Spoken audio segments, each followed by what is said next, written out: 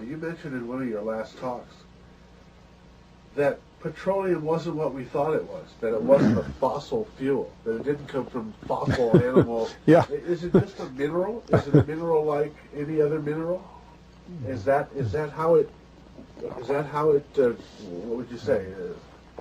How did it, what's the origin of You see, petroleum?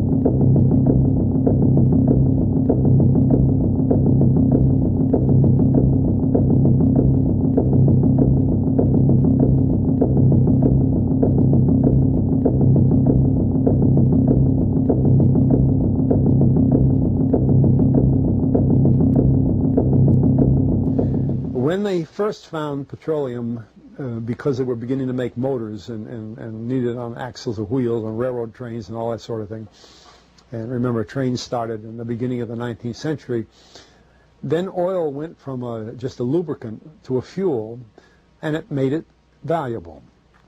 And Rockefeller happened to be the smartest man in the business at the time, but he made most of his money, or much of it, off the transport of the petroleum as well as selling it.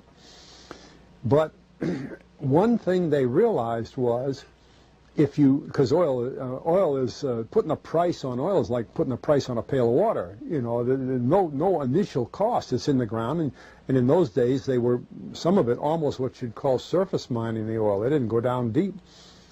So in order to get the price up, they hit on the idea that they would have to make it appear to be scarce. That after we take the next few barrels out, we're probably going to have to close as well, you know, that kind of thing. But a very fortuitous event. In 1892, there was a convention in Geneva of scientists to determine what organic substances are. Well, the definition of organic is a substance with hydrogen, oxygen, and carbon. And so it's usually a living substance, a tree.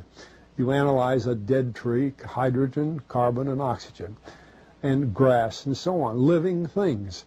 Animals, we are hydrogen, oxygen, and carbon. So at this Geneva Convention, Rockefeller took advantage of sending some scientists over who said, oil, petroleum, is hydrogen, oxygen, and carbon.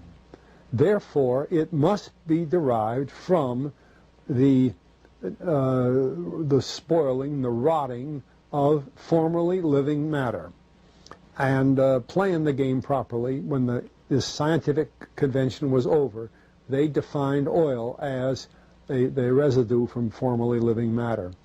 Well, that makes it a fossil fuel. I don't know why they decided to use the word fossil, but it says formerly living matter, it's fossil.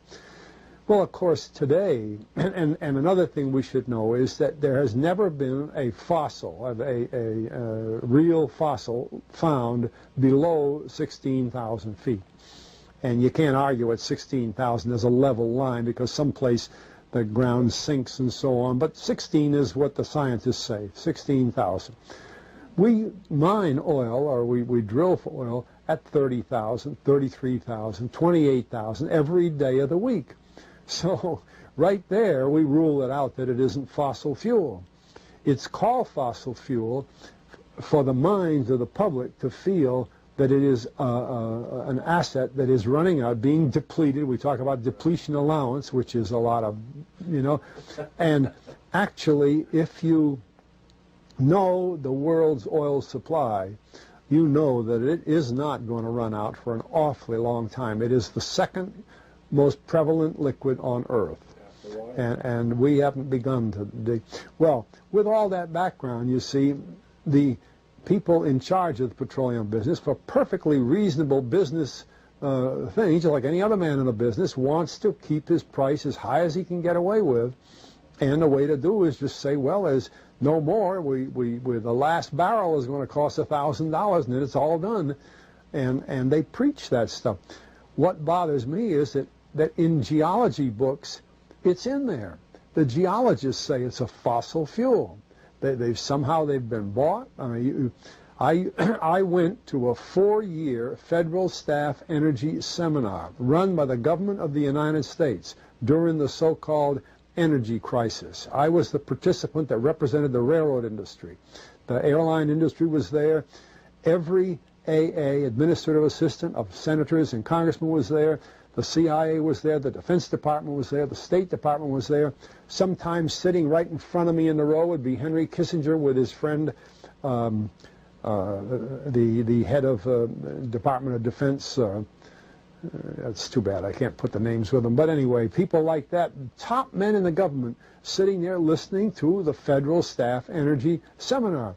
Well, what this was doing is for 4 years, they were teaching a propaganda line to the leading people in this country, and therefore to the leading people in the world, when you include the Schlesingers, Kissinger and Schlesinger, among others.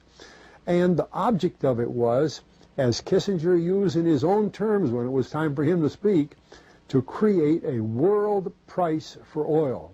In other words, not 30 cents a gallon here and 90 cents a gallon there, but let's get a world price. That's their goal, and they're trying to do that for wheat and everything else. We don't realize what the controls are, whether it's oil or some of these other things. Almost everything today is being categorized at the highest price they can possibly make it go. And so calling petroleum a fossil fuel is the basis for this system with respect to petroleum. And I don't know if the name Arthur Kantrowitz rings any bell. Arthur Kantrowitz is the head of the Kantrowitz Labs set up by the AFCO company near Boston, scientific laboratories. And a great man in the scientific world.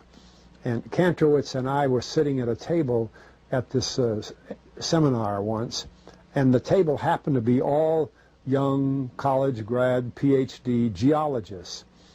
And so just to get a conversation started, I turned to Kantrowitz and I said, Arthur, what do you think about this foolishness of these speakers talking about fossil fuel?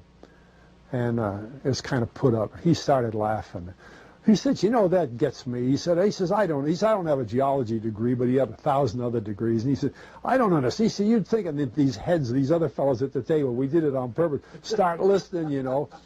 And he asked, he said, are you gentlemen? He says, you're here at the meeting. Are you gentlemen by any chance geologists? And one fellow, yes, I am. And the other, yeah. He said, well, why don't you tell me? He said, why is oil? You know, and he went on like that. We brought the house down because nobody could argue with Kantrowitz. He like Einstein. People aren't going to. And he told them right there. He said, just drop it. But it's in all the books and in all the papers. But it started from that strange meeting in 1892, a scientific convention. I have a big, thick scientific encyclopedia put out by the Divan Ostrin Company that's about 15 years old now, but it has the whole story of the conference. It doesn't have the Rockefeller part, but it has the whole story of how they straightened out organic chemicals and how it was all figured, and they've got petroleum right in there. Amazing. Amazing. So these aren't accidental things, you see. There's a dollar sign behind almost everything. Okay.